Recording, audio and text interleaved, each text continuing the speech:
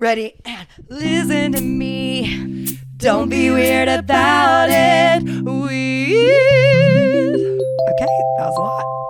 Oh my gosh. Okay. Here we are. Should we start? Yeah. Usually Maggie and I do like 10 jumping jacks, but we didn't do that. But it's okay. We'll just jiggle for 10 minutes. Or 10 minutes. You're telling me you guys weren't freestyling before I got here? Yes. Yeah, we were. Yeah. Always. I come in so hot into rooms usually, like especially if I'm at all anxious about who might be in the room. A friend once told me that when I'm not with them, they imagine me bursting into a room holding so many things in my hands that I'm dropping things, sweat rolling down my face and screaming. And I was like truly touched by how accurate that is to like how true that is to my life. You know what that's on, Iman? Being an Aries. Yeah, no, my girl. very much. Yes.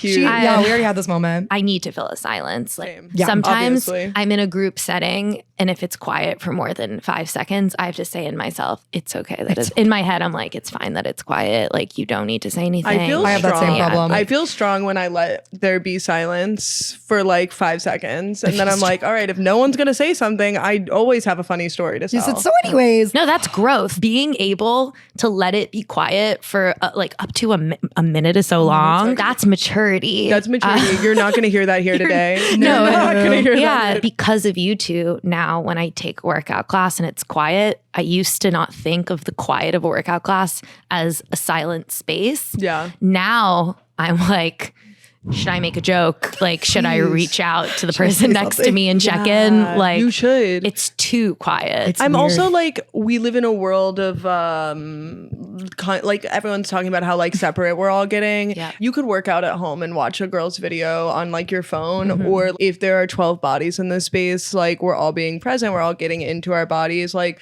let's acknowledge that we're all here together doing something. okay. Yeah, it's the community. Yeah. Well, funny that you say that because I actually started going in an effort to bond with my sister, who, by the way, like she thinks we're bonded enough. She's like, we're already ironclad. Like we didn't need to bond guys are so further. cute. Okay, thank you. I love her. Our dynamic is like I'm obsessed with her, and she like puts up with me, but it's fine. That's me and my little sister Yeah, too. it's just, I'm like, You guys know. Yeah. I literally like, what are you doing today? She's like, why do you need to know? I'm like, fuck. When she started going to Pilates, I was like, wow, like I need to come with you to try it. And she was like, okay, 1 day a week. She Your was like, allotted I time. give you Fridays. Yes. I feel like it's been so great for our relationship. So And the community building aspect of it is so huge. Yes. Like It's so fun. I'm on this podcast. You were Yes, at my yes, book launch. Like, yes. I mean, do you remember when I came to your Pilates class the day that Most Famous Girl came out? Yes. And I was like, wait, I know you from other things. And now you're at my Pilates. Yeah, crazy. Yeah, The world's small. I never go to Pilates by myself just because like I think of You Pilates like the as day an off that day. opportunity to hang out with Ava. Yeah, I was like so nervous to go alone. Yeah. You did great. She was quiet that day, I will say. But I was like, I know who this is. And I was like, I'm not going to attack her until after class. So I talked to her. I after always in the will be lobby, like, but- so her book came out. Yeah. It took me a while to get there, I feel. Environments where everyone is like beautiful and strong stress me out. Like I'm sort of like silly and weak. So like I like You're beautiful that. and You're not strong. either of those Hush things. up. Thank you. But I do think it's been so instrumental for Ava and I. They'll come to my last class, and so then I like to go on a little walk with them afterwards. You know, It's And hold hands in between the two of Yes, them. I'm like, I'm one of them. Maggie doesn't have a sister, so yeah, they're so similar looking. Yeah, All the I'm right listeners there. are like, what do they look like? We are talking so much about Pilates. Remember I said I wonder if we'll talk about it? I wonder if we're going to talk about Pilates. I don't know. We didn't even introduce I this am yet. okay. Wait, but yeah, we literally should introduce you And the podcast. and ourselves and the podcast. Anyways, hi, welcome Hey, to Don't Be Weird About It. That's Bailey. That's Maggie. and that's Iman. We have a third. Hi guys. Today we have a third Oscar award winning. Oscar award-winning author. So true. multi She's actually an times. EGOT. I'm going for the Nobel Peace Prize next. Yeah, we're submitting you for it. Yeah, Don't worry. I've been too low achieving up until this this point. is actually the Podcast. beginning of your campaign for the Nobel Peace Prize. Yeah, I was like, what should I do first? Yeah. Don't be weird about it. Probably this. Podcast. Don't be weird about We it. have a lot of things we're campaigning for right now. Yes. And I think that we could add that. We could as add one. this. Can I ask where the name for the podcast came from? We kind of talked about it on our first episode, but like we are just like, we think people as a society, and I feel like you can really also buy into this, just need to stop taking everything so seriously. Yeah. Absolutely. And just like not be weird about it. Yeah. You know what I mean? Also, it's a way for us to be like, okay, Iman, don't be weird about it. But, and then we can ask you weird questions. And then we get weird immediately. And then we're going to get weird. I love that. Oh yeah, But don't we're worry. going to get weird, but we're not going to be weird about it. Exactly. No, that's why I, like on principle, make my books extremely chaotic. Oh, Yes, they are. And like We'll campy talk and about silly. Yeah. No, but it's because like we need to make fiction fun again. Yes. Like, Thank you. Please make fiction fun like, again. there's a time and a place, obviously, for like your sad girl literary fic novel. sure. I have been known to indulge, but I also love to like binge read 300 pages of like absolute chaos dumping. Absolutely. The way that I ate this up. This is I'm holding Iman's new book. I read this shit so fast.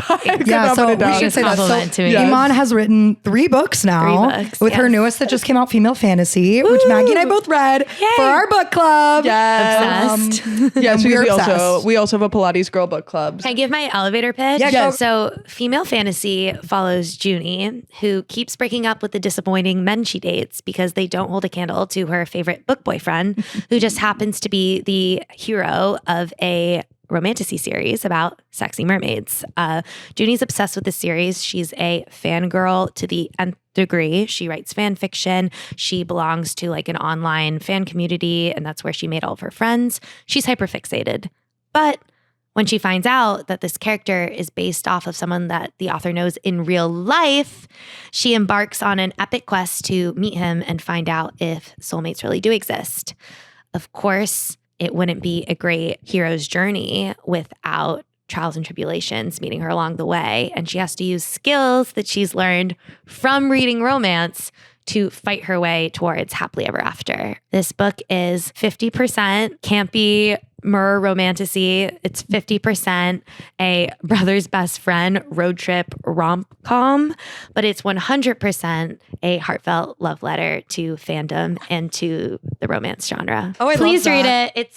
Please read it. I love this book It's so good. much. Loved it. And if you love it, please tell your friends about it. Yeah. I need everyone's help getting the word out there. Post about it. 5 stars out of 5. Oh my first of God. all. Had the best Thank you, time. What guys. a ride. It's a ride. But we have Yeah. lots of questions. Maggie, you should ask your question because Maggie's been dying to ask you this I question. have a big question. When I got to this point in the book, I put it down because I was sitting next to Nick and I go, oh my God, someone in this book went to Kenyon. She wants to know why or who you know. You want to know who went to Kenyon? My fiance. And then also And that guy right over there. Eli. Oh, that's really funny. We do officially now. This is our first episode where we do have a real ass producer, Eli. So if Oh, you this hear is us your talking to him- first episode with a with producer? Eli. Yeah. Thanks, Eli. Wow, I'm honored. Literally every person we know went to Kenyon. No one has ever asked me this. I'm sure they haven't. Well, so No one has cared. Kenyon has like a famous writing program. Yes. Really? Yeah. I like So That's what Nick did. I kind of wanted to pick a like pretentious Say it. No, lay it out. No. Say it. You can say anything you want to say about it. style program where our famous author might have, fostered her love of writing. I'm obsessed with that. And I think I picked Kenyon because someone that I knew in high school went to the Kenyon one, and I was like, this would be funny because Who was now it? I can Name them. Can you? We can We can bleep it bleep out. it. We can bleep it. Did you know? Oh my God. I remember when he like sort of underwent his like soft boy, like whatever. And I thought that would be a really funny tent pole for like the Ryan Mayer connection. Obviously no one has ever asked me this and I never thought I would have to share it. Sorry. Yeah. No, that just goes to show like how like deep you are going for like every little detail. yeah. I'm obsessed with that. I don't really know if this is true of all writers, but for should me, be. like everything is extremely intentional. Like I I love don't it. really like throw in a detail unless it's and they're all, by the way, inside jokes with myself. Yes. Like I love there, that. if I have to write 80,000 plus words, I want to make myself cackle like at Yes. least You once or have twice to. a day. You can feel the joy in here. That's Oh what my we're doing with gosh. this Yeah. podcast. Since I do have a connection to Kenyon, Yeah. I made it more funny. It made it Yeah. funnier, I think is the correct superlative Yeah. there. Yeah. Be it for me, that she was pining after this guy when I'm like, you just want to Kenyon. No, Just a completely. Kenyon And nerd. I think that's what makes it funnier though when Yeah. you meet Ryan Mayer and he's like so earnest about wanting to make the world a better place, but he Yeah. like works kind of in a midtown finance building. I mean, I went to Georgetown and I could make fun of that forever, Yeah. but like something that I've always found hilarious about these small, like elite liberal arts schools is that most of the people that I know that go there get really into like rejecting homogeny, but then simultaneously become like an unbelievably homogenous community. Like they reject the homogeny from where they came and embrace an entirely separate kind of homogeny. I remember a girl I knew growing up in New York coming back from Oberlin, and she ran into a friend on the bus, and she was going to get the Canada Goose symbol from her jacket removed because she felt like it was like unjust to walk around campus with like a giant symbol of capitalism and how expensive the jacket was when there are students that can't afford textbooks. And I found this to be very funny because you still spent the same amount on the jacket. Yes. You're just cosplaying as someone The geese who still wouldn't. died. The geese are still dead. And What if you actually just donated some money to the kids who couldn't get the textbooks? That I'm a actually textbook. would be helpful. yeah, also like, I mean, it comes from, this is all just, it's like privilege, right? Like now I'm just really dragging, but like I need to insult myself really soon. You went to a different place. I did go to Georgetown.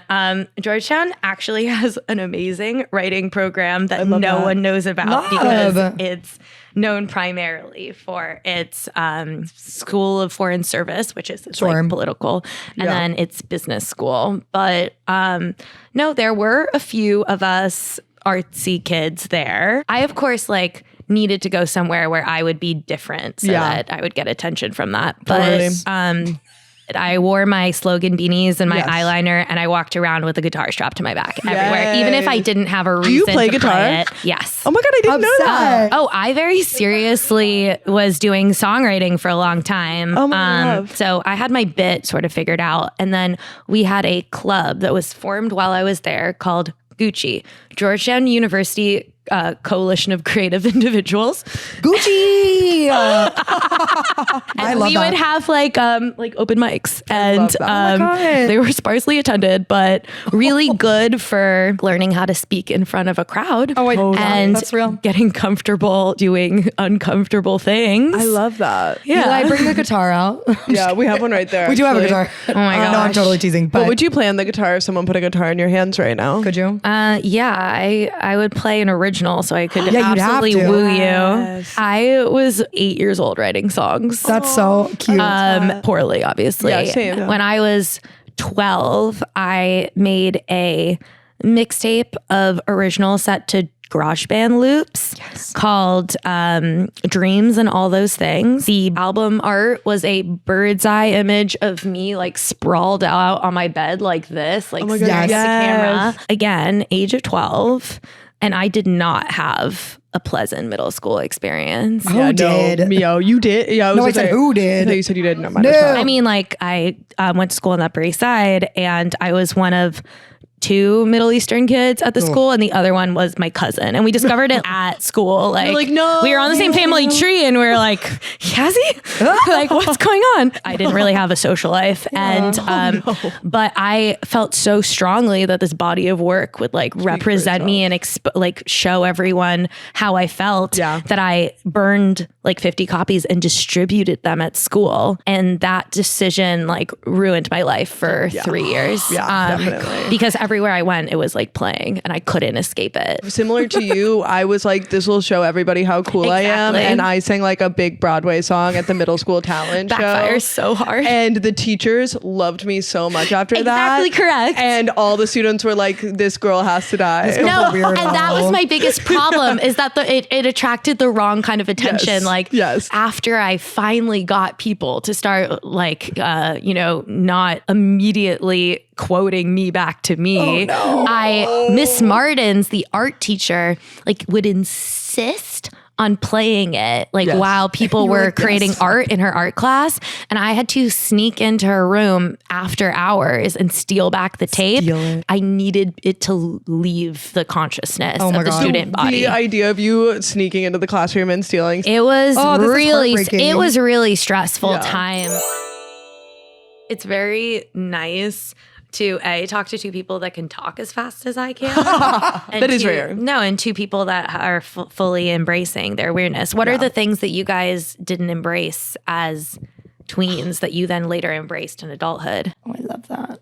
I actually feel like when I was a tween, I was openly embracing it in your vein, where I was just like, what do you mean everybody doesn't love Broadway? What do you mean everybody isn't like loud and weird? And no one tried to stamp it out of you? No. Well, I don't think they could. I was like too emboldened. I think it was more like later in my like college time that I feel like I like really started to dim my light in college. Oh, 100%. You know. Well, because musical theater my college, gosh. we both majored in theater, and they'll do that. The whole time you're just told that you're ugly, too fat, your hair's long, wrong, you're never going to make it, blah, blah, blah. You have to talk about all of your traumas in front of everybody. Theater school does that to you. humanity. It beats out your humanity. It makes you into like, I don't know, like picture perfect Commercialized like, performer. That's going to sell. I had never explored anything else before I went to college. So I was like, well, this is the only thing I'm like amazing at. So like I have to do it. Yes. But also I get my that theater so bad. professors used to look us in the eyes every day and say, if there is something else you think that you could do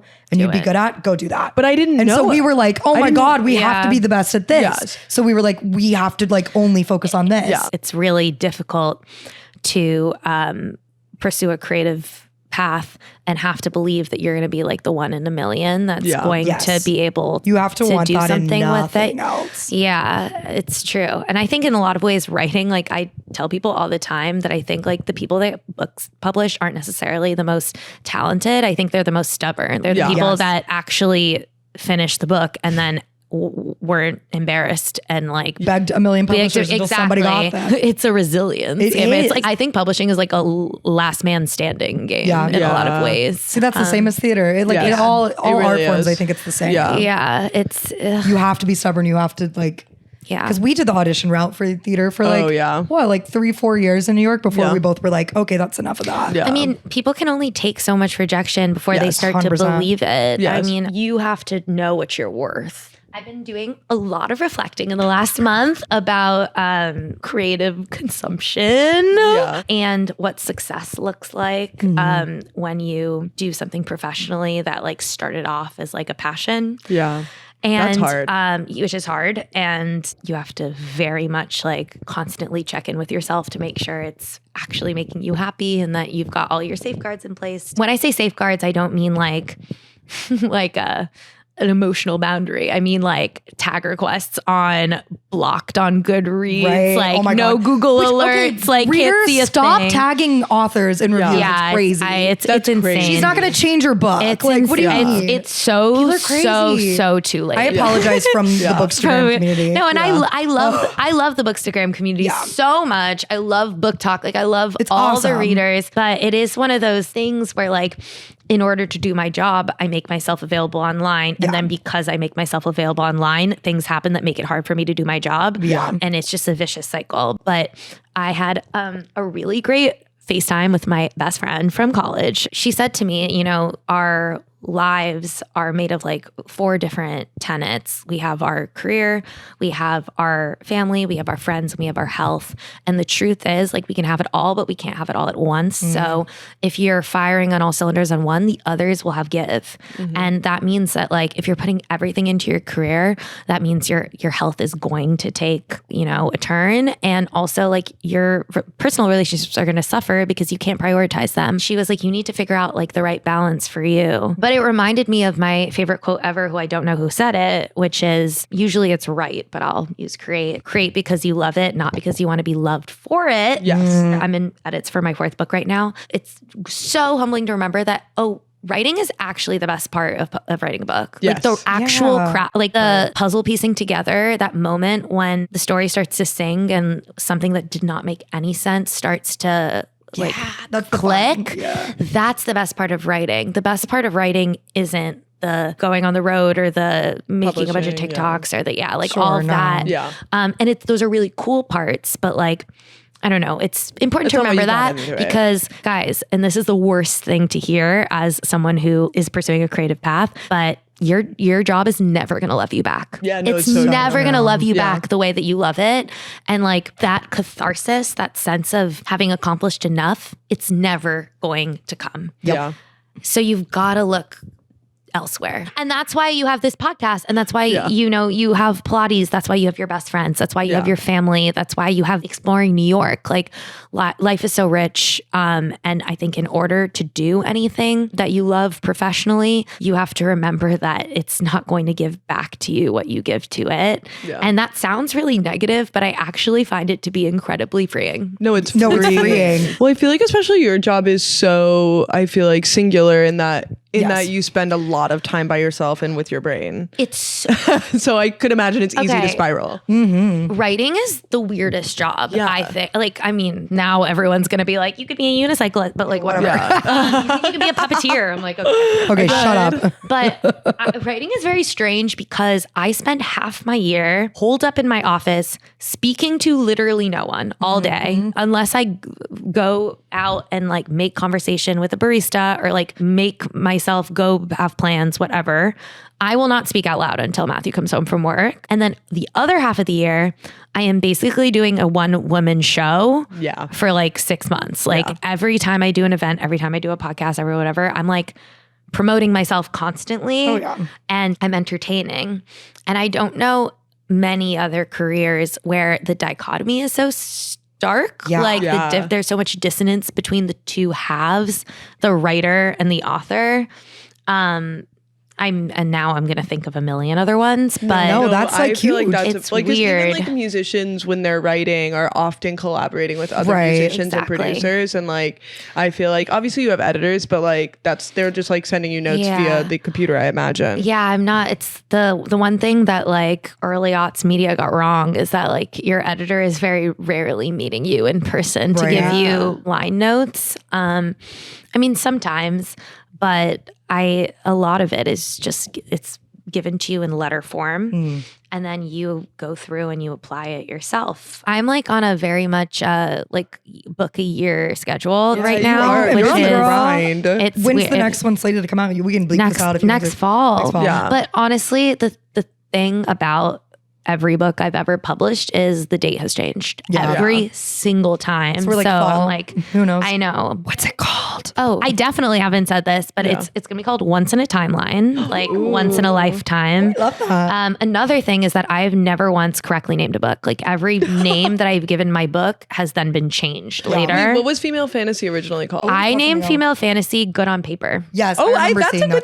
though. I remember seeing the picture. You took a picture of that. I think my original draft. Of the draft, and every time I turn it in, they're like, so about the name. And I like that name. I really love Female Fantasy was perfect though. It's such a good name. It's perfect for the book. Yeah. They were dead ass and I didn't push back at all. Yeah. Honestly, I think every name has been better. Like all four of them have been better. Like they ate with those. They ate. Once in a Timeline, I was calling a day in the life. So close. What else? 100 Other Girls, I named Clickbait, but spelled CLIQUE. I like that's that. fun though. Clickbait, and The Most Famous Girl in the World was called Kill Your Darlings. I kind of like that though. Whenever I say something like this, I'm like, is my publisher listening? Like sometimes I'm at events and I'm like, if you work for my publisher, can you raise your hand? And then if no one does, I'm like, okay, no narcs in the audience. Yeah, we can get honest. They told me that I wonder if this would be relevant in the year of our Lord and Savior 2025. But they said that I couldn't have kill in the title because like I couldn't like say kill on like social media. And they're like, we're gonna rely really heavily on a social media campaign for your book, and we don't want you to get like shadow banned because you keep saying the word or showing the word kill. Honestly, that's fair. I think that is true still. I didn't fight back. But I don't think Instagram would care, but I think TikTok would care. TikTok does. It's like the text. You could speak it, but if you typed it. And also TikTok now does that thing where it's like, even if you do your own captions and you change the word to unalive or whatever, they do like auto what's it called? Auto subtitles. Yeah. So they would like clock that I said kill and like in the auto subtitle. All of which to say, like, come on. Yeah, I don't know. But my publisher is very specific in that it does things very differently than most of the other traditional publishers. It's very, very data driven. So everything is focus group tested. Cover process usually takes a while because it's focus group tested, and then the tweak is focus group tested. And if at any point the data shows that they don't like it, we go back. And then that has to be focus group tested again. I love all of my covers.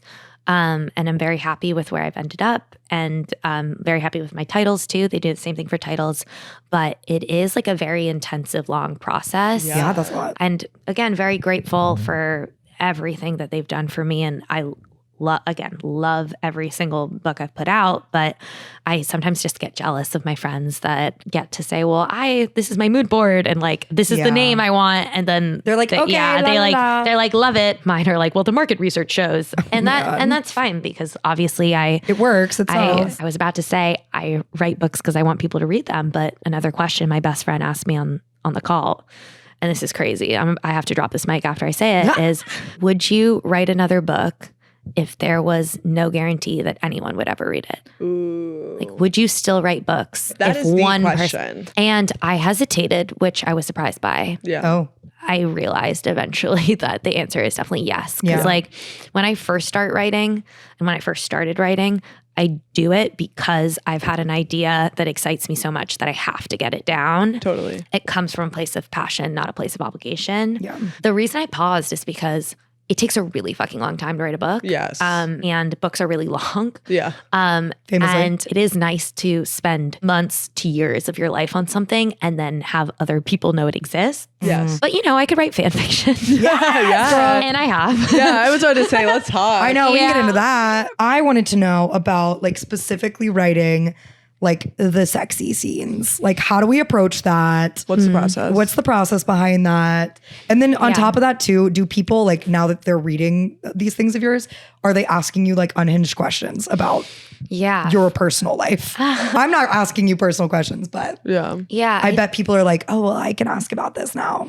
Well, I was really surprised when that reader knew Matt's name at my Rip Goddess there event. was a girl that was like, there's Matthew, and I was like, is this one of her friends? He was like a book fan. No, it was weird. a reader was like, well, we assume that like Nico is based on Matt, but who is like Reich inspired by? Yeah. And I paused and was like, you were like, sorry, like Matt, my husband. Also, I was like, respectfully, like Nico looks like Drew Starkey, like not Matthew. Like I was like, it's funny that you think that. He's Drew Starkey. But the answer to that is obviously, it has gotten a little weird. But honestly, it could be weirder. One of the best parts of my job is that I now have a lot of romance author friends, and they're all amazing. And I've heard that they get crazy too personal questions. That's what I've heard. And I'm like, why are people doing that? I just moderated Lindsay Strawby's event. She's the author of the Split or Swallow series. Yes, if you guys don't know, which is correct. That is Basilisk Shifter Erotica. I have the first one. I have the first unedited version of it. I have the like pre-edited. I have to give it to you. It's the most batshit crazy bonkers duology I've ever read. And by the way, number 2 on the New York Times bestseller list. It's great. That book sold more copies that your brain can fathom in its first week. And like the people want Basilisk Shifter Erotica. That's what they want. Let's give people what they want. Snake smut. Oh, sorry. Snake is, I learned reading this that snake is actually a derogatory term for basilisk, and we can't be using slurs. Basilisk. No slurs here. They prefer serpent or basilisk. Serpent, of course. But yeah, I mean, there was this series is nuts. Everyone should read it. It's the type of thing where it's like when I was reading it, I didn't want to tell people about it, but I found myself having to. I felt like I was walking around with a giant secret. I needed everyone I talked to. I told. I need you to read this. I'll read it. I'll bring it to you. But I moderated this event at Barnes & Noble Union Square with the lovely Lindsay, and I was asking her like anything off limits, and she was like, please, no questions about like my personal life and like my personal sex preferences. Yes. And I was like, girl, like you thought I was going to ask you if you've ever participated in like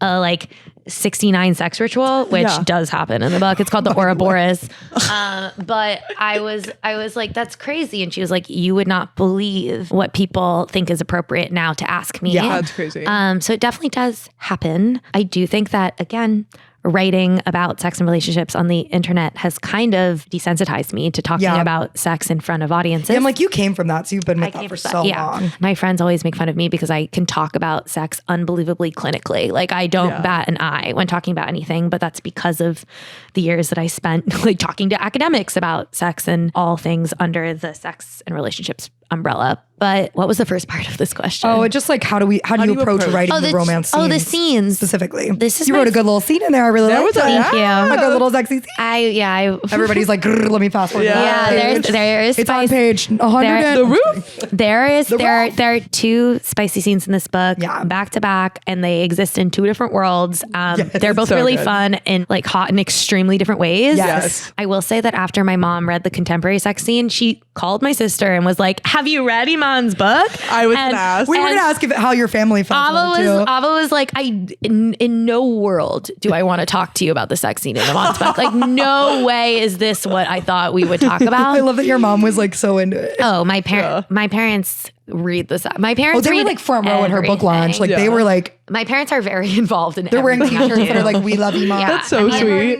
Yeah, I would say this book launch was like the least involved. Like my mom usually like heckles me from the crowd, and we only got one heckle this time around. Great. This is my first true romance, and even this one, even though it is meta commentary about romance, I sometimes hesitate to call it true romance because the 2 tenets of romance are it has to end in a happily ever after, and the entire like story arc of the book has to revolve around the couple or, the relationship. Sure. This story does majorly end in a happily ever after, which I owed people after the ending of my second book. I hesitate to say that the couple that ends up together is the storyline. I think this book is in many ways more so like a story of like self-discovery. Yes, 100%. I think my next one is like an even truer romance. And and I can't wait. I do like to say like my books get more romantic with every book. Cause my first novel had a romance subplot and it,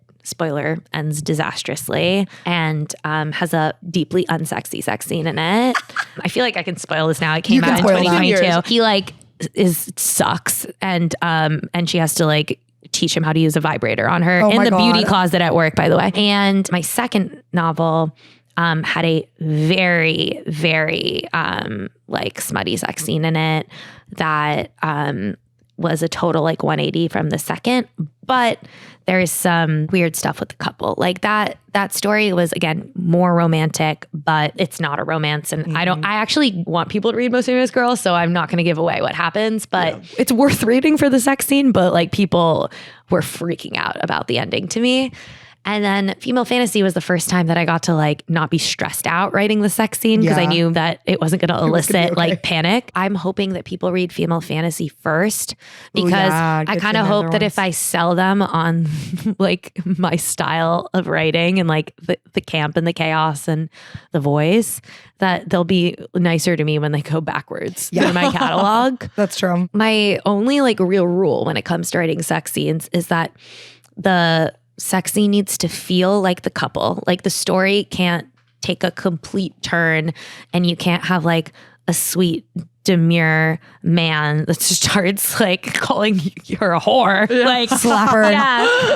Call me daddy. Like it just has to feel like organic and like true to the characters. 100%. And that the sex can't be like completely gratuitous, which there's erotica exists. I love smut. Like I think everyone should read it.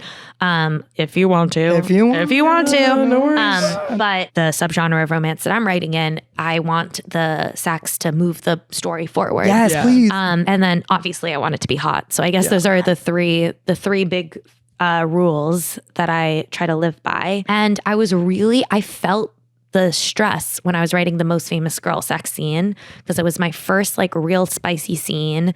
And I mean, it's very smutty. And I remember when I was working on that, I went through and reread a bunch of contemporary rom-coms that I felt did a good job of writing like sexy sex scenes. And I like literally wrote down like language that they used that I thought was hot. Like I studied like the sentence structure. I went in and did research. I was highlighting and I am always reading a ton of romance, but this was purely academic, obviously. Of course. And then to figure out if it worked, I literally would just read out loud the scene to my now husband. Yes. And it was always like, sometimes he could not look at me. Like he would have to just be like looking at the kitchen or something. something. I love that. He's like, while I read it out loud, and it was very.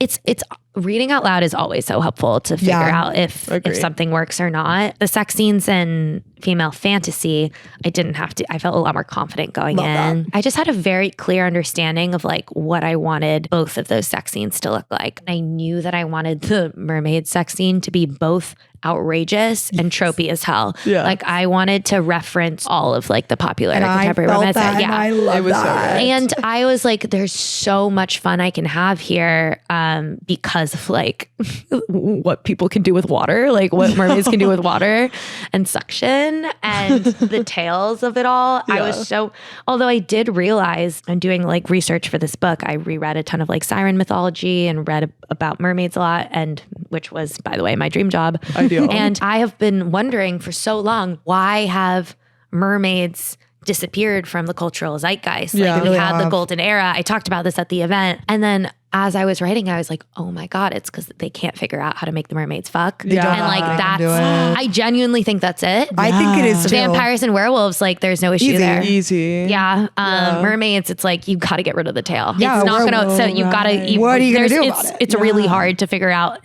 I was worried for her or to keep it hot. Logistical question. We have some logistical questions. Yeah. So all of which to say, like, I was very excited about getting to work on that one. And then I knew going into, again, I don't want to ruin it. But like, I knew for Junie's sex scene that like, I wanted her being a romance reader to play a huge role. It was, I loved that aspect. Yeah, it was just really fun to write. Honestly, I find writing quiet moments of chemistry way more intimidating than writing sex scenes. Yeah. For intimacy to feel earned in a way that isn't corny or cliche, that's hard. So challenging. And this is why like we need more respect for romance authors who are making people feel something. Yes. It's so much harder to write like a quiet moment of connection than like a big explosion or a car chase or whatever. Totally agree. Which I found out in this book as well. And then I honestly, when I write sex scenes, I do not think about people reading them. I will say I realize that I definitely like can't read my audiobooks because I can't read. Like, I will say listening to a romance audiobook, getting to the sex scenes, it always is a little weird. Did either of you listen to Female Fantasy? I haven't. No. I didn't listen to it. I have Samantha Brentmore narrated this, and she absolutely like killed it. Yeah. She's so good. She makes the fantasy excerpts. I like listen to it. I'm like, I can't believe I never remember writing anything. So whenever I reread, who wrote this? That's how I feel whenever I read anything I wrote. I'm like, from my brain. When did I say that? When I'm reading it, I'm like, this is funny as hell. And then when I'm listening to her read it and her like gorgeous medieval tone, I'm like, this sounds like, great. Oh my God. Wait like, George R. Martin retire. Like I've arrived. But I love an audiobook. Yeah, no, she did such a great job. But I recorded the author's note, and holy shit, that was so hard. I was like, that's just like reading that. Yeah, that took so long. I can't believe it. I loved that author's note though, and I think it like sets the tone for the book so perfectly.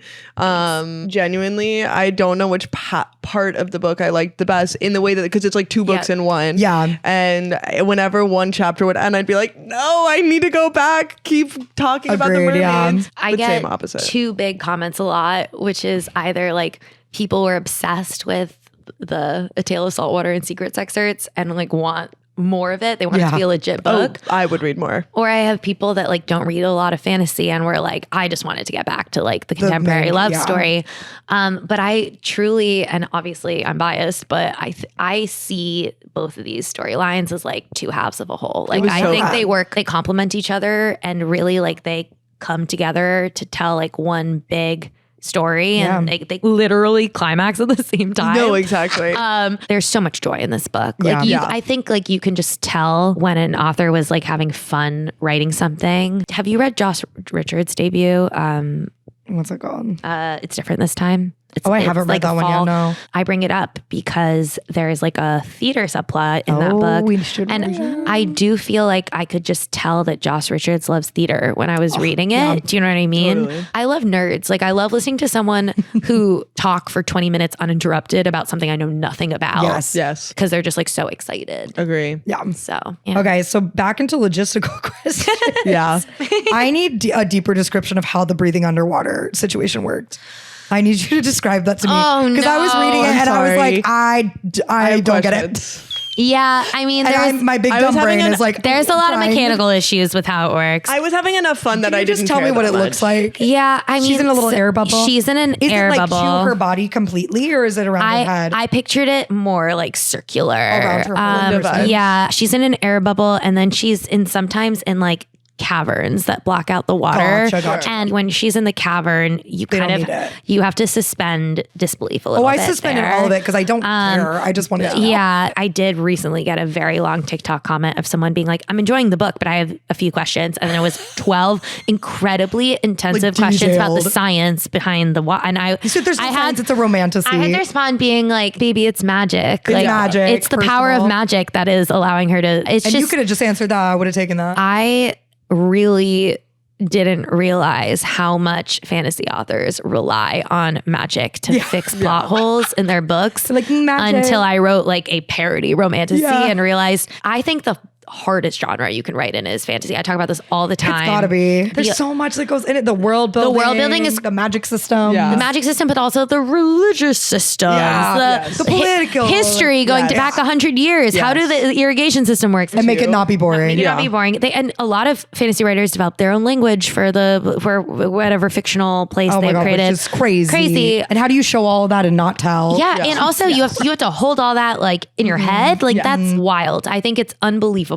At the same time, whenever they write themselves into a hole, they can use magic to dig themselves 100%. out. And we give them that. And they deserve that because of all the work they do. However, you in contemporary, you don't get to do that. Yeah. Like I wish I could be like, fuck, like this plotline makes no sense. She magically, magic. It was I will say because so much of the underwater rules, the scientific underwater rules made no sense.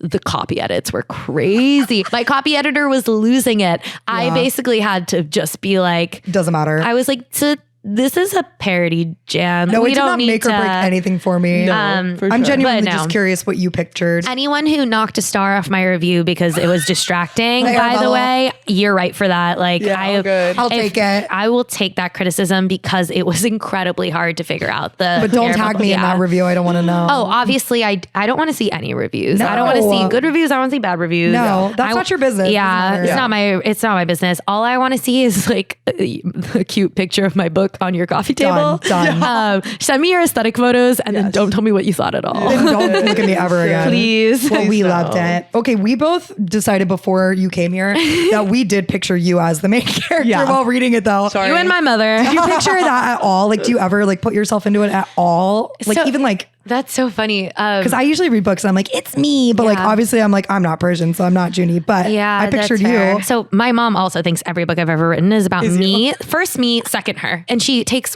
whatever I say about the parents so incredibly personally. Always. And I've never written a character like my mom. If I did, you would notice. I can't wait for that book. I can't wait to meet her. Eventually. Yeah, she'll show up eventually. She has to. And she will be insufferable when she does, by the way. So I think it's like very thinly veiled secret that every single debut novel is at the very least self-insert and at the very most autofiction. Yeah. And working in publishing especially, you can't miss it. The more people I meet, the more I'm able to see that like their debut novel is so deeply personal. And I think that's because like when you first start writing, you write what you know. The only character who I feel resembles me is Nora, the protagonist of my debut novel, 100 Other Girls. And she very much resembles me at like 22. And for that reason, I think she is like the most annoying of all three of my FMCs. Like she annoys the shit out of me. I'm so protective of her. I'm like so endeared to her, like protect her at all costs. But oh my God, she gets on my fucking nerves.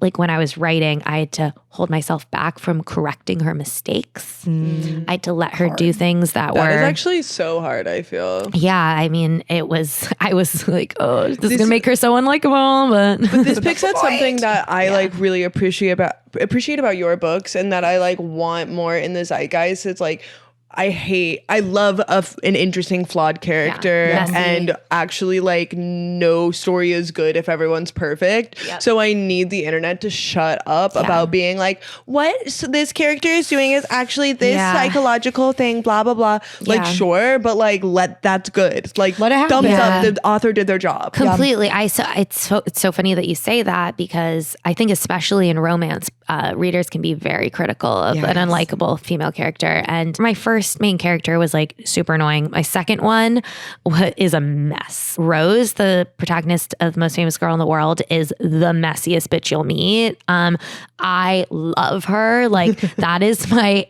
angry Adderall bopping queen. That's my girl. And I will defend her with an inch of my life. But Junie's the first character where she's such a ray of sunshine. Like that's so my lovable. Like positive, like optimism, glass half full lover girl queen. That I was like, wow, I can't believe I just wrote a likable character. And she makes mistakes. She can be annoying, like all those things. But like for the most part, she's like so joyful. It makes sense that this is the book that people are like responding to the most. Like this is without a doubt the novel that like is bringing new readers to me. Like the word of mouth on it has been amazing. And I think that's because people are connecting with Junie so specifically. Of course, because I fucking hate myself. The next FMC of mine is like pretty annoying and superficial because I needed to go back to my roots. Go back to me. So couldn't let people get too comfortable. Junie, I picture her wearing like unbelievably colorful clothes and having like big hair and a big personality. I feel that. You know, okay, I'm a fangirl. Like I'm a fangirl. So I wrote down, how does it feel to be the hottest author out there? Wow. I was like, how's it feel? It feels amazing. It feels great. Finally. She said finally some recognition. God. Yeah, I mean, talking about it. I know. I really want to be known for my looks and not my skills. This is my favorite interview ever. Should we do like rapid fire? Rapid fire. Okay. Let's go. Minimal answers. Okay. What is your favorite book genre? Romance. What's your favorite fantasy book? I really love the Legendborn series. Ooh, okay. Yeah. Okay. What's your favorite romance book? Oh my God. It's cliche, but I love Beach Read by Emily Henry. Yeah. Quick answer. What do you have to say to the people who look down on romance as a genre? Fuck you, get laid. Will you name characters after us in your next book? 100%. Or in a future book? I said a future book because she's already editing this one. 100%. Well, I'm editing. I could we don't have slide to be main you characters. in. We could be like friends of the main character. Yeah. Hey, we're the checkout clerk. And I'm like, hey, it's just I would love that. It's like a weird scene. And she's like, I don't know why that checkout clerk said her name to me. I did that for a charity giveaway. Like I'll name a character in book for a reader. Obsessed. I've never gotten flat out asked. Well, what we're asking. I'm shocked. Every author I meet, I'm like, so if you want to use Bailey as like a lead, like I'm there. Well, actually, can I pitch but I this? think we'd be fun friends. Can I pitch this? Yes. We say all the time that everyone's dogs named are either Bailey or Maggie, so we could also be dogs. No, I don't want to be a dog. I want to be a person. She's like, you don't speak for me. dog. I'll see if I can slide you guys into this one. Human and if level. not, If you not, will the be next. prioritized in book five. Yes, book 5. It's called Bailey and Maggie. Yeah. Everyone's like, wow, a strange detour from the Middle Eastern American protagonist she's so become known weird. for. She's too redheaded. Yeah. These 2 redhead white friends. Yeah, Who are they? it's so random. Like her squad is so homogenous. Yes. Yeah, I would love to do that, guys. Maybe they're twin sisters or something. Yeah. I don't know. No, that would be so I don't fun. know, something. That would be so fun for me. Yeah. Just throwing that out there. Yeah. The only issue with this is that my next novel is a time loop story. Love that. Ooh, yes. So Well, that made sense. there is the title. Yes. Yes. Thank you for I noticing. thought I was there. Time loops are like famously very constrained. Like I work with like basically the same series of events and the same small cast of characters for 75% of the book. Yeah. So Come on, Groundhog Day. I know I need to find a way to like slot you guys in. Otherwise you have my word that book 5 is This is your creative challenge. Is slot us into this. That's so true. And what a fun creative challenge. And the Also readers editor. can look out for it. Look out for our next book and find our names. Yeah. And whoever finds it first wins. Yeah, I'm like, why are they doing such heavy promotion for my next book? I'm like, oh, it's because they want everyone We're to, in it. to see themselves. We'll talk about it every It's episode. like the Where's Waldo. Yeah, I'm we're trying to just find always it. reading your book. Wait, I have a question for you guys. Go on. Oh, yeah. Slash mostly for Bailey, but you can answer Yeah. as well. Yeah. How did you get involved in the book community? Because Oh, yeah. you're like a pretty prominent In fact, the founder book of the blogger. Yeah. So you're the first ever book blogger. First one. Yeah, first one ever. No, I read a lot famously. And it was 2020, remember that time. I was like reading an obscene amount because I had nothing else to do. I had already been following some like book Instagrammers. I loved BookTube. So I was like, I'm going to read a bunch of books this year and I'm going to post like my little reviews. So like every time I finished a book, I would post my like story of it. I post my little star review and like my whatever, not tagging authors. And then I felt annoying, respectfully not tagging the authors. I felt annoying after a while. I was like, I feel like my friends are looking at this like, okay, cool, bestie, love that for you. Next. So should we be concerned about Bailey? Yeah, we're like, God, right, she's reading a lot. But so like December of that year, I was like, I'm just gonna like make my own book account, like whatever. So I made like a little book Instagram and started posting on it. And I just like love aesthetics. Like I'm like in charge of the Instagram for this. Like I love doing like the graphic stuff and like making pretty pictures and like planning the feed. Like it's just fun.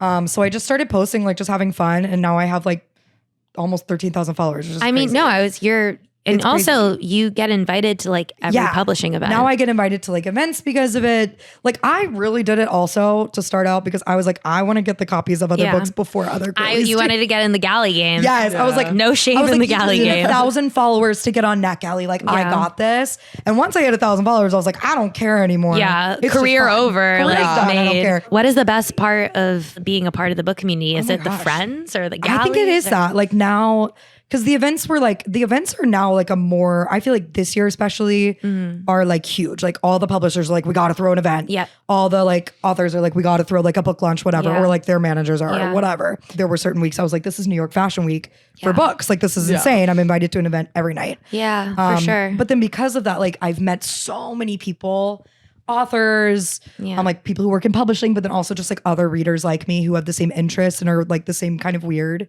as me. And like together we can not be weird about it. Yeah. But like we're all good job. Like I know, beautiful, right? My favorite thing, I like to be. And I brought her +1 to like I love to be a things. +1 to a book event because also people are like, okay, so like how are you involved in the publishing industry? And I'm like, I'm here to eat the food and drink the drink. It's good to be a +1 to a publishing event. I brought you to some crazy events too. Yes, I'm like, sorry. crazy. She's always been the ones I brought her to. I'm like, it's not normally like this. I do think the reason that that's happening is because like traditional book press is on the decline. Yeah. Both because like traditional media is on the decline. So like a lot of books editors have been laid off or consolidated. Like there's way less books coverage being written, edited, and produced. But on top of that, way less people are reading magazines, both digital and print. Right. So they're also losing their prominence and relevance. This is zero diss to any books that like I personally still read magazines and really love books editors because they are the coolest people ever. Yes. Shout out to Mara Fuentes, who's the books editor of Cosmopolitan. It used to be the case that if you got a write-up or a mention in the New York Times, instant bestseller. That's it. Now it doesn't really move the needle at all. Yeah. People are moving their budgets and using them less on publicity and more on experiences. Yeah. And I think the hope of the publisher, I don't want to speak for traditional publishers, but as someone who through 2 events connected to my book, one that I organized and paid for and one that my publisher organized and paid for, I think the hope is that people will not only like organically have such a good time that they'll like post about the book, but also it allows me to meet readers and hopefully my personality helps sell the book a little bit more. And then they either want to read it because they liked me or, and this is the dream, they read it and they like know my voice, they hear me, they understand me. You guys both said you imagine 100%. Me reading it. Yes. I think the way I write is so similar to the way that I speak. Yes. Like it helps to sort of contextualize the Yes. book. And it's really like, it makes a bigger difference because the real critics now are the big book influencers. Those book talk girls. Yeah, it used to be New York Times mention, New York Times bestseller. Now it's one viral video, like one super viral video. You're sad. It really marks a huge shift in an industry that is decades old. And I think like it's interesting having worked in traditional media and now working more so in traditional publishing is media is always trying to like predict what's going to happen next. Like it's constantly, they're just betting on things because if they're not ahead of the curve, they're behind. Like a great example is search engine optimization to AI consolidation, the shift from quantitative to qualitative coverage. But publishing is the opposite. Like I think publishing is constantly reacting like to shifts and changes in the industry. I need to shout out my friend Emma, who is one of the co-founders of Lit Girl, they're a literary consulting group, and they are at the top of their game. They're literally killing it. They have the best branding I've ever seen. They're unbelievably well connected inside the publishing scene. They threw the best event for me in September, and it was so creative and so cool. It's funny, like the budget that I allocated for that, I previously would have allocated to a publicist. Right. And now the purpose of traditional media has changed. It's more so to build your author profile and to gain recognition and respect within the industry versus reaching readers, because readers are getting their book recs from other readers. They're not getting it from People Mag right now. Exactly. So that's true. That's so real. Insane.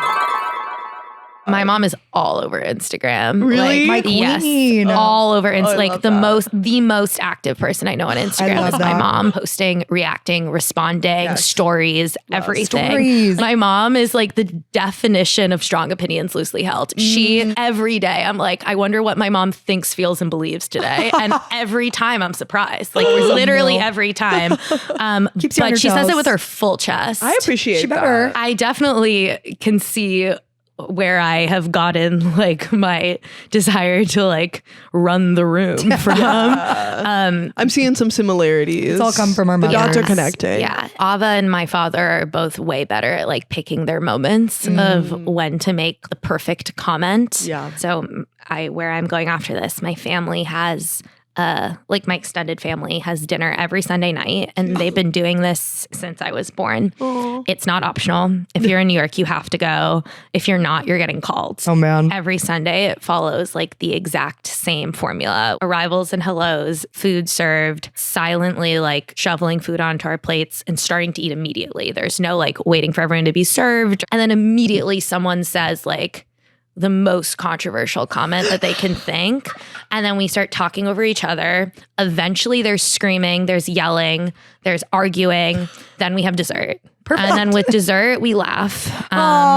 Then we kiss and we hug and we say, see you same time next week. And it's even more scary because a lot of it is in Farsi. A lot of it is not in English. And you can speak even faster in Farsi than you can in English. The first time I brought my husband, who is English. Whoa. I know. I was going to ask if he goes. Yeah, no, he comes. The first time he came, he got absolutely fucked by this dinner in every way. Like he didn't understand most of what was happening. We're talking about him in Farsi, and he like kind of knew because like we like point and gesture, and also like we say his name. They'd be like Matthew, and he's like, "Is that about me?" Yeah, and he's like, sounded like they said Matthew, but with a really thick accent.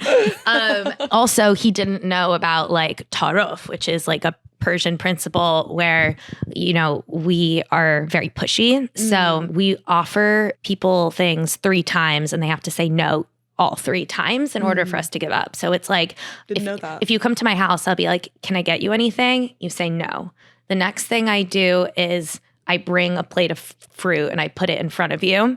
And then if you still don't eat that, I will make you a plate and I'll put the fruit and I'll cut it up and I'll hand it to you. And then if you don't eat that, that's when I will stop trying to make you eat fruit. And that's how it works. It's a game of wills. Is that is that a saying? Well, I feel like very opposite from the British sentiment, which is overly polite. Polite. So they're like, oh well, he said no, so I'll respect that. Blah blah blah. Completely. There's a lot of contradictory customs in English culture and Persian culture, but all of which to say that like Matthew didn't know about this. So every time they tried to feed him, he said yes as to not be rude, and he was so sick leaving the first dinner. And he didn't know that like you gotta learn how to say no early on or you're gonna get absolutely screwed. It's a problem. I need dinner with them because I can't say no to anyone and I need to learn to say no.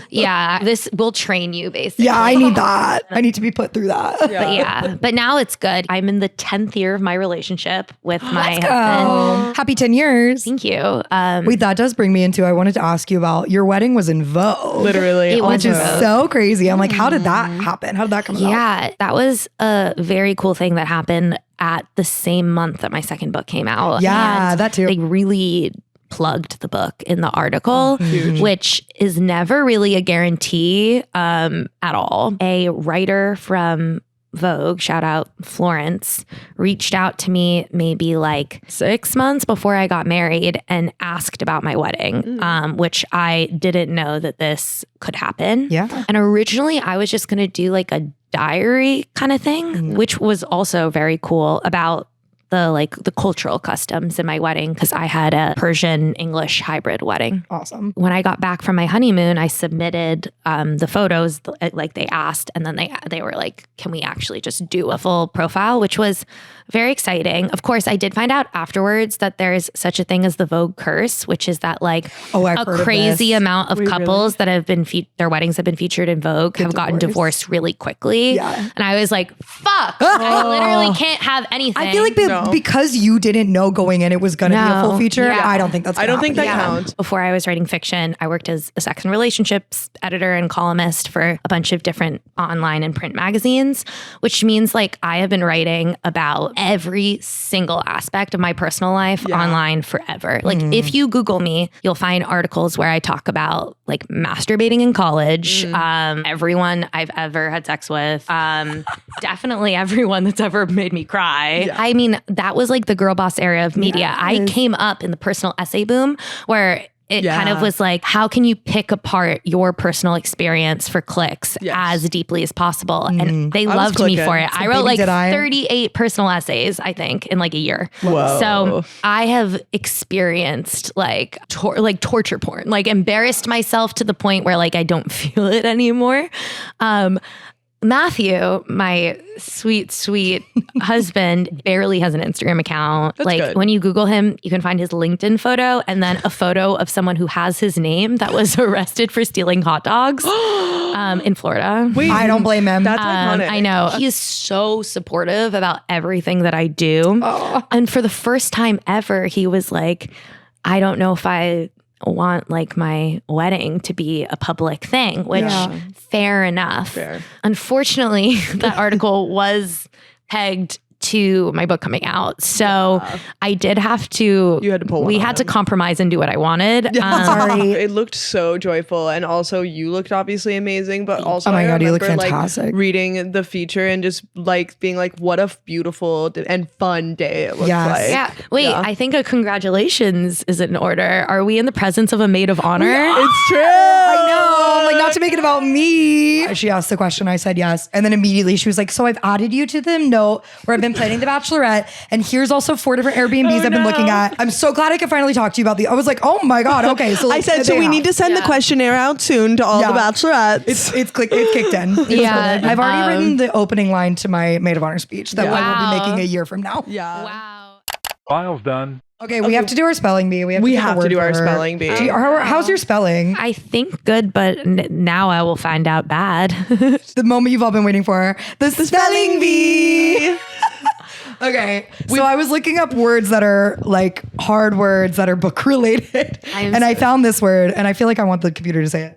Sesquipedalian. Sesquipedalian. What's the definition? It's used as an adjective to describe a word that's very long and multisyllabic. For example, the word sesquipedalian is in fact sesquipedalian. Sesquipedalian or sesquipedalian? Good question. Sesquipedalian. Sesquipedalian. Sesquipedalian.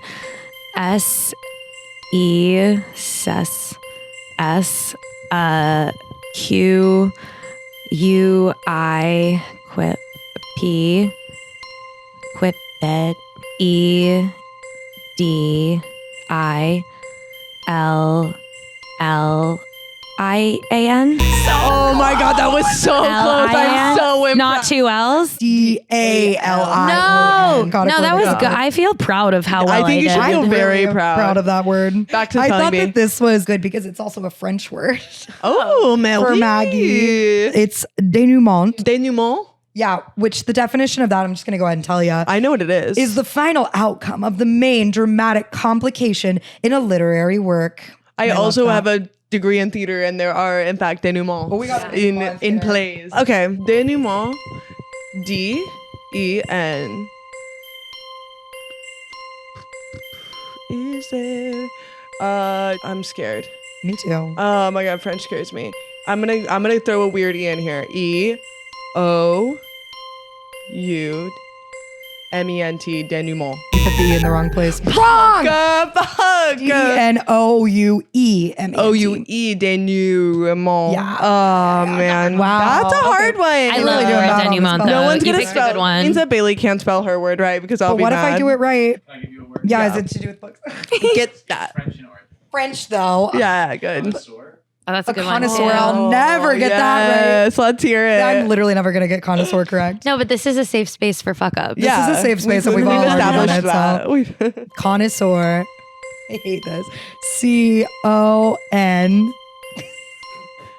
I don't know. E-S-S-E-U-R. Connoisseur. That's not right. That's not right. That's not right. Let's end this. Yeah, let's end this. Even though I've had so much fun, This and I pony would show. Guys, love you so I know much. this has been really fun. Okay, I love what you we've both. established is that Hands in. we have to go out, we have to dance and karaoke. All right. Okay, well, You listened, you're looking. I was like, okay, so you said you were gonna wrap like, this up. enough. Yeah, I was Yeah, like, people wait, have we just came places up to with go. it. Yeah, Including no, I'm no. honestly just having such a good time. Yeah, I know. Yes, We hang out all the time. Yeah. Thank you for doing this, though. Yes. I feel like we sent her a professional email. We said, "Dearest Iman, Dearest Iman, will you please. please." I don't remember why that's my email, but it's. By the way, you can follow her at Oh yeah, Iman Hariri-Kia on all platforms. all platforms, baby. Except for Twitter and Threads, because no one should hear every thought that comes into my Don't mind. find her. Don't Yeah, find her I'm there. because I am afraid of those apps. I do have a newsletter. It's called Cherry Picked. It's a coming of age newsletter. You get weekly current states of the unions, a monthly personal essay about a coming of age topic, girlhood, puberty, growing pains, all the fun stuff. Obsessed. And then for paid subscribers, there's a weekly report on Sundays, gossip, book recs, like shopping, all that fun stuff. So if you're just absolutely seduced by me, Which I think hang they out are. on We all Cherry are. Picked. I am. Yeah. And I love that. I'm my like silliest, goofiest self on Cherry Picked. Love So that. Okay, That sounds great. so fun. How could we possibly have anything left to say? I know. I have more questions in my heart, but here we go. We're ending it. We're gonna end it. Yeah, we're ending things. Iman's baby. You have to say that. You have to say the title with us. Well, that's Bailey. And that's Iman. And that's Maggie. And this has been Don't Be Weird About It. Wait, you did so good. Yay. Hey, this is Maggie And Bailey. from the podcast. Remember, If you could please like comment, and subscribe. bye.